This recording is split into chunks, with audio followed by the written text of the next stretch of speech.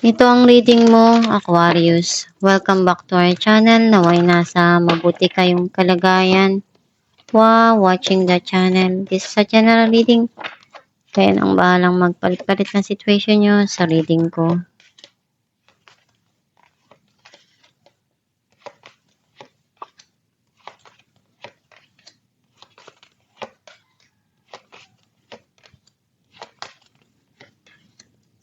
At the bottom of the deck, Nine of Swords. I feel like yung nasisense ko na energy mo dito, yan dun yung mga bagay na gumugulo sa isipan mo, sa mga nararamdaman mo, sa mga bagay na nagbibigay sa'yo ng stress at sadness. Ang mensahe ng card mo, nakikita ko na may mga bagay dito na nagkaroon na ng end kasi napagod ka na burnout ka, at gusto mo na munang ipahinga at tapusin yung mga sitwasyon na yun. Alam mo kung ano yung makakabuti para sa'yo sa ngayon at iyon yung gusto mong mangyari at harapin. May mga desisyon ka na pinag-iisipan mo ng malalim. Some of you may hinihintay ka or may gusto kang puntahan. Andun yung may mga bagay kang kailangan itama or ikaw yung tinatama dun sa sitwasyon na to. And may judgment dito eh. Kung ano yung hustisya na gusto mong makuha, ibibigay na sa'yo. Hindi mo pa rin makalimutan yung mga nangyari sa nakaraan or sitwasyon. Some of you want to secure yung future mo, mag-ipon para pagdating ng araw, mayroon kang mapagkukunan. Gagawin mo yung lahat ng makakaya mo para mabago, makuha kung ano yung mga bagay na gusto mo mangyari sa buhay mo or maabot.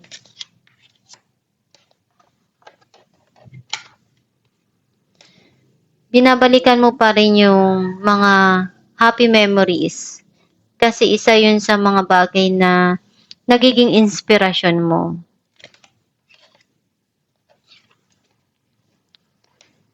You feel sad kasi merong mga bagay dito na nararamdaman mong iniwan ka, nararamdaman mo yung negative na hindi maganda dun sa mga nangyari. Some of you nabibitin sa budget or panggastos. Clarify natin ang Ten of Swords. Five of Pentacles and Five of Wands.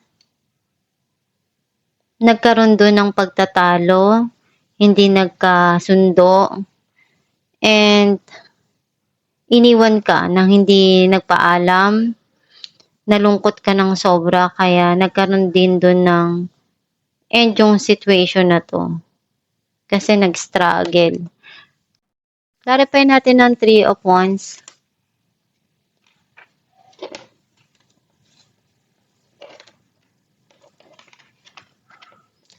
Ace of Swords and Two of Wands. Nakikita ako dito na may mga plano ka, nagkakaroon ka ng bagong idea na gusto mong gawin, simulan. Some of you may darating dito na communication na matagal mo nang hinihintay. Pwedeng nasa malayo, may travel kasi dito eh. Clarify natin ang Four of Pentacles.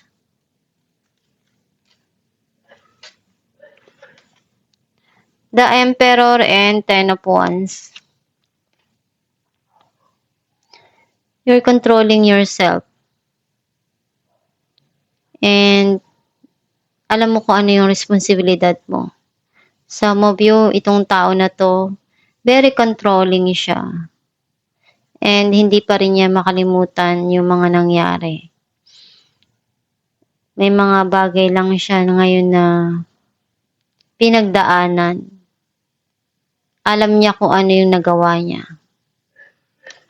Clarify natin ng The Hermit.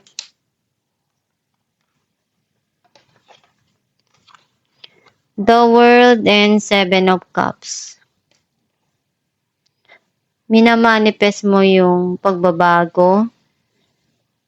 And gusto mo pa rin na mangyari yung masasaya.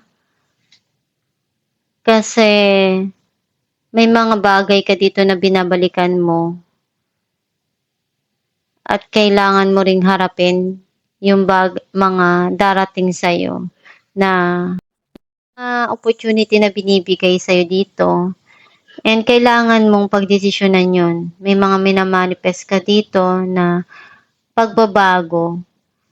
Do nagiging inspirasyon sa'yo kung ano yung mga bagay na nangyari sa nakaraan na masaya, malaki yung nagiging ambag nun dahil mas lalo kang nagiging motivated. Alam mo kung ano yung gusto mo pero naguguluhan ka pa right now. Clarify natin ng The Hierophant. Justice and Eight of Wands. Meron ditong darating na mga opportunity para sa'yo na makakabuti dun sa sitwasyon at alam mong makakatulong para sa'yo. You need to balance yung mga nangyayari para hindi ka maguluhan, hindi ka mabigatan. Nagkakaroon din dito ng linaw yung mga nangyari sa nakaraan. Alam mo kung ano yung makakabuti para sa'yo. Kailangan mo lang talaga na hanapin sa puso mo yung ikakasaya mo. May darating dito na justice na hinahangad mo. Clarify natin ang Judgment. The Tower and Page of Pentacles. Nagkaroon ng paghihiwalay. Meron ditong darating na new beginning na papasok sa buhay mo. Andun yung judgment, desisyon, hustisya na gusto mo. At may mga plano ka ditong gawin. Clarify natin ang The Magician. Six of Pentacles and Nine of Swords. Something yun na nakikita ko na nagmamakaawa. Gagawin mo yung lahat ng paraan. Kasi may nagpapalungkot dito sa'yo. Nandun ka sa point na na-stress ka, nadidepress ka. Sobrang lungkot mo. And gusto mong gawin lahat ng makakaya mo para may alis yung sarili mo dito. Clarify natin ang Five of Pentacles.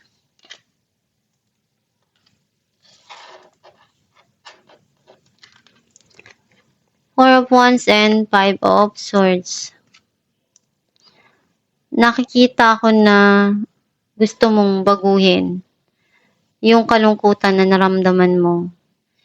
And may darating dito na pagbabago, andun yung prosperity, happiness, and joy para sa'yo.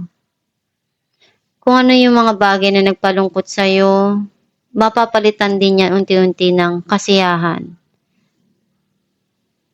Kailangan mo lang maramdaman yung mga nangyari na yon para alam mo na i-handle yung mga darating pa na pagsubok sa'yo. Huwag ka lang susuko or magpapatalo sa mga nararamdaman mo at sa mga gumugulo sa isipan mo. Magpakatatag ka. Alamin natin kung ano mensahe ng iyong gabay.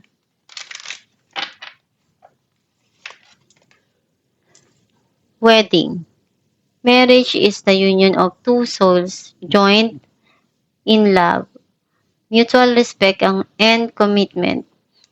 It signifies a desire to deepen love over time. Your wedding day is a testament to your well-founded faith in love's power. Continually breathe life into that faith and love. There is one. Ang mensahe ng iyong gabay na yung pagpapakasal, isa siyang pagsasama ng dalawang tao na nagmamahalan na panghabang buhay. Andun yung respeto at yung pagtitiwala sa isa't isa. Yung pagmamahal na alam mong binibigay mo na totoo. Ganun din tayo eh. Marriage kasi hindi lang siya sa dalawang tao. Pag papakasal natin para sa sarili natin or sa Diyos Ama. Alam natin kung anong commitment natin sa sarili natin, sa Diyos, sa mga taong nandyan para sa atin. Basta isipin mo lang palagi kung ano yung makakabuti para sa'yo at sa mga taong nagmamahal sa'yo. Gawin mo lang yung magpapasaya sa puso mo as long na wala ka namang nasasaktan na iba. Go for it. Ipagpatuloy mo lang, huwag kang matakot. Kung magkamali ka man, madapa ka man, normal lang tayo na makaramdam nun. Normal lang na mangyari yun sa'yo kasi may mga bagay kang kailangan matutunan, ma-experience para mas lalo kang maging matatag. Gawin mo lang yung magpapasaya sa'yo. And kapag masaya ka, iba kasi kahit anong nararanasan mong hirap, malalagpasan mo. Basta magdasal ka lang palagi para magabayan ka ng Diyos Ama at ng gabay mo sa mga tatahakin mong landas. At sikapin mo na malagpasan yung mga pagsubok na dumarating sa buhay mo. At itong yung reading, Aquarius. Kung nakaresonate ka, kindly comment down below. Thank you for watching.